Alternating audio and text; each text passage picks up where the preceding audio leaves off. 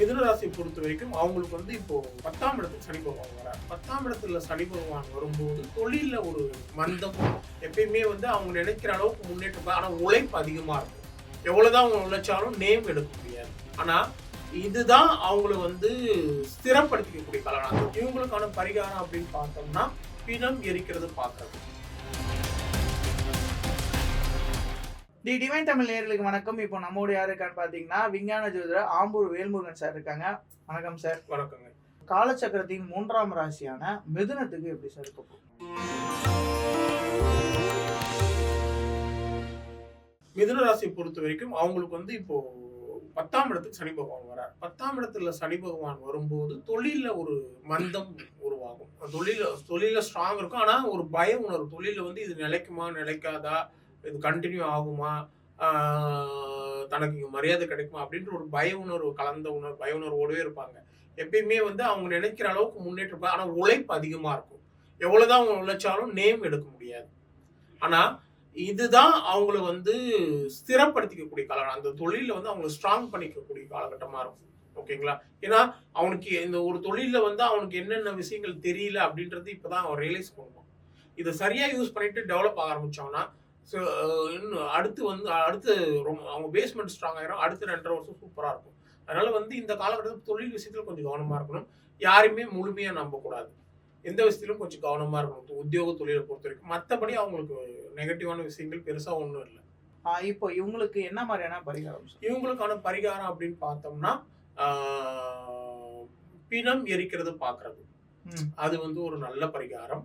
அதே நேரத்துல அனாதை பிணங்கள் அந்த மாதிரிலாம் இருப்பாங்க இல்லையா, ரொம்ப பொருளாதாரத்துல வீழ்ச்சி அடைஞ்சவங்க, இல்ல யாரோட இதுவும் இல்லாம இறப்பு அந்த மாதிரிலாம் நிகழ்வு, அந்த இறப்புல அவங்க வந்து பங்கெடுத்துக்கிறது.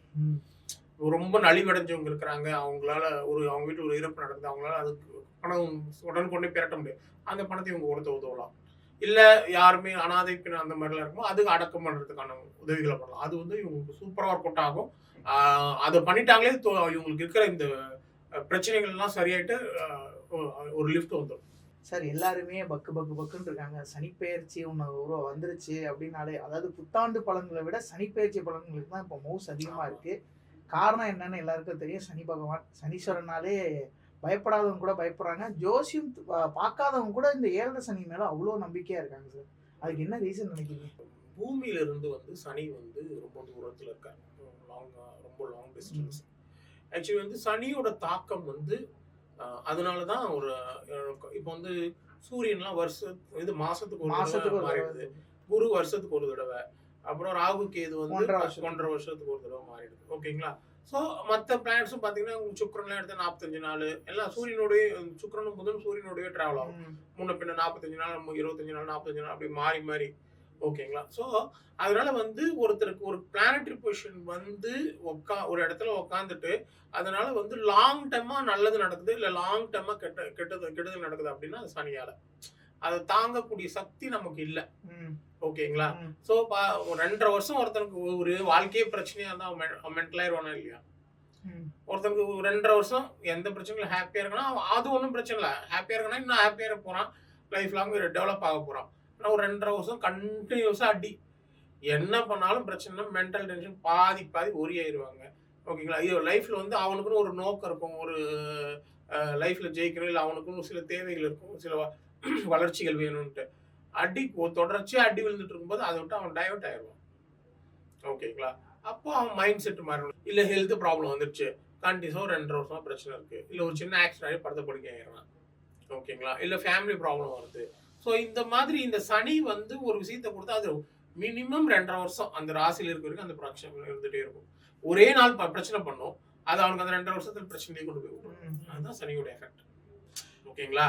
அதே மாதிரி பாசிட்டிவா இருந்தாலும் அந்த மாதிரி அந்த காலம் வந்து ரொம்ப ஜாஸ்தியா இருக்கிறதுனாலதான் எல்லாருமே பயப்படுறாங்க. இப்ப சனி பகவான் வந்து அடிக்க மட்டும்தான் செய்வார், இது கொடுக்க மாட்டாங்க. இல்ல, சனி பொறுத்த வரைக்கும் 7.5 சனி, அஷ்டம சனி, கண்டக சனி. இப்ப 7.5 சனினா 7.5 வருஷம் கண்டினியூஸா, அஷ்டம சனினா 2.5 வருஷம். இருக்கிறதுலே ஜென்ம சனியும் அஷ்டம சனி தான் ரொம்ப ப்ராப்ளம் ஜாஸ்தியா கொடுக்கும். ஓகேங்களா? அதனால வந்து இந்த சனியோடைய இது வந்து இந்த 2 இடத்துல ரொம்ப நெகட்டிவ் அதிகமா இருக்கும். அதுவே அவங்க தனிப்பட்ட ஜாதகம் அந்த நேரத்துல ஸ்ட்ராங்கா இருக்கு, அவனுடைய திசா புத்திகள்லாம் நல்லா இருந்துச்சுன்னா, இந்த அஷ்டம சனியோ இல்ல ஜென்ம சனி, 7 சனி இதெல்லாம் நடந்தா கூட எந்த பிரச்சனையும் இல்லாம லைஃப்ல வந்து டெவலப் ஆகுறவங்க நிறைய பேர் இருக்காங்க. அதனால அஷ்டம சனி 7 சனின்னு வந்தா பயந்துடக்கூடாது முதல்ல. ஜாதகம் பார்த்தா சரி. அதே நேரத்துல 3, 6, 11 சனி வருது அப்படின்னா அது ஃபுல்லா சக்சஸ் தான். அந்த டைம்ல பார்த்தீங்கன்னா 3, 6, 11 ஒருத்தருக்கு ஜாதகப்படி கோட்சாரப்படி சனி வந்துருச்சு அப்படின்னா அது அந்த பீரியட் ஃபுல்லா உங்களுக்கு பெரிய சக்சஸா இருக்கும். ரொம்ப ப்ராப்ளம் ஆவாங்க. மிகப்பெரிய அவங்க நினைச்சதெல்லாம் நடக்கும். ஸோ அதனால தான் இந்த சனியை வந்து பார்த்தாவே எல்லாரும் நெகட்டிவ் பெருசா இருக்குதுன்றதுக்காக தான் பயப்படுறோம். இந்த சனி பயிற்சி நமக்கு ஒரு மாற்றத்தை கொடுத்துறாதா அப்படின்றதுக்காக தான். நீதிமான் அப்படின்னு சொல்றாங்களா சார்? சனி வந்து ஒரு வகையில நீதிமான் அப்படின்னு சொல்றாங்க, அப்புறம் வேலைக்காரன் இப்படின்னு தான் சொல்றாங்க. ஸோ இதெல்லாம் நம்ம வந்து எப்படி எடுத்துக்கிறோம் சார்? ஏன்னா நிறைய பேர் வந்து பாத்தீங்கன்னா அவர் நீதிமான்னு சொன்னாலும் நம்மளை மந்தப்படுத்துறது அவர் தான் படுத்துறாரு. மந்தமும் படுத்திட்டு எனக்கு நீதியும் கொடுப்பேன்னா அது எப்படி சார்? அப்படியெல்லாம் இல்லைங்க. சனி வந்து கர்மகாரகன். கர்மம்ன்றது வந்து கர்மம்னா 2 விஷயம் தான். ஒண்ணு நீ செய்த வினைகள், ஓகேங்களா, அதுக்கான பலன்கள் ஒண்ணு. 2வது உனக்கான தொழில் நிர்ணயித்த சனிதான். ஜாதகப்படி பார்க்கும்போது இந்த தொழில் இவன் பண்ணா, இவன் இந்த தொழில் தான் பண்ணுவான் அப்படின்ட்டு வந்து அனலைஸ் பண்ணி சொல்றதுக்கு மற்ற கிரகங்கள்லாம் இருந்தாலும் சனி வந்து மெயின், ஓகேங்களா, அவன் கர்ம காரகன் அப்படின்றதுனால. ஸோ நீதிமான் அப்படின்னா என்ன அர்த்தம் அப்படின்னா, நீங்க நினைக்கிற மாதிரி மந்த புத்தி அது வந்து அதனுடைய கேரக்டர்ல ஒண்ணு. சனி சனி சனி பலமா இருந்துச்சுன்னா அவன் தான் ரொம்ப புத்திசாலியா இருப்பான், ரொம்ப டேலண்டட் பர்சனா இருப்பான், பயங்கரமா ஃபாஸ்டா ஒர்க் ஆகும் மைண்ட். ஓகே, சனி வீக்கா இருக்கும் போது அது மந்தத்தன்மை கொடுக்கும், ஓகேங்களா. அதே மாதிரி முன்னேற்றம் தாமதமா இருக்கும். சனி வந்து லக்ன தொடர்பு வந்தா முன்னேற்றம் தாமதமா இருக்கும். ஏன்னா டைவர்ஷன்ஸ் அதிகமா வரலாம் மேபி லைஃப்ல, ஓகேங்களா. ஏன் அதுனா அவர் வந்து உடல் ஊனமுற்றவர் சனி, அவர் வந்து கால் பிரச்சனை இருக்குது. ஸோ அதனால வந்து அதுதான் நம்ம மந்தன்னு சொல்றோம், ஓகேங்களா. சனி வந்து பலமா இருந்தா இப்போ மகர ராசிக்காரன் கும்ப ராசிக்காரன் சனி லக்னத்துல மந்தமா இருக்கான அப்படிலாம் கிடையாது. அது சனியோட எல்லா கிரகங்களும் மந்தப்படுத்தும் ஒருத்தர. எல்லா கிரகங்களும் சனி மாதிரி சனியோட கேவலமா கெடுதல் பண்ற கிரகம் எல்லாம் உண்டு. குரு வந்து ஒருத்தருக்கு பகையா இருந்துச்சுன்னா அவங்க லைஃப்ல என்னதான் பண்ணாலும் லைஃப்ல முன்னேறாங்க, லைஃபே காலி, ஓகேங்களா. சனி வச்சு நம்ம பயமுறுத்திட்டாங்க எல்லா ஜோசியர்கள். சனி வந்து நல்லது, சனி வந்து நல்லதை சூப்பரா செய்வார். சனி வந்து ஒருத்தருக்கு நல்லா ஸ்ட்ராங்கா இருந்துட்டு யோகம் கொடுக்குற நிலைமையில இருந்துட்டாருன்னா, சனி 11ல இருக்குது ஒருத்தருக்கு ஜாதகத்துல அப்படின்னா சின்ன வயசுல ரொம்ப கஷ்டப்படுவாங்க. ஒரு 40-45 வயசுக்கு மேல அவங்க வந்து டாப் மோஸ்ட் பொசிஷன்ல இருப்பாங்க. நீங்க உலகத்துல இருக்கிற எல்லா பெரிய பெரிய வரலாறு படைத்தவர்கள், ஹிட்லர் எடுத்துங்க. ஹிட்லர் வந்து நெகட்டிவான கேரக்டர். ஹிட்லர் சூப்பரான, அவரோட ஜாதகம் வந்து அவ்வளவு சூப்பரான ஜாதகம். ஹிட்லர் வந்து மத்தவங்க வந்து இப்போ அதாவது வந்து அமெரிக்காரங்க வந்து அவனுக்கு எதிர்க்கிறவங்க எல்லாம் அவன் கெட்டவன் தான் அப்படின்னு மாதிரி ஹிட்லர் இது பண்ணிட்டாங்க. ஹிட்லர் வந்து ரொம்ப நல்ல பயங்கரமான ஜாதகம் அமைப்புடையவர். அவரோட ஜாதத்துல சனி. அதே மாதிரி சதாம் ஹுசேன் ரொம்ப நல்ல ஆளு, நீங்க போய் கேட்டு பாருங்க. ஆனா அவரை வந்து நெகட்டிவா ஃப்ரேம் பண்ணிட்டாங்க.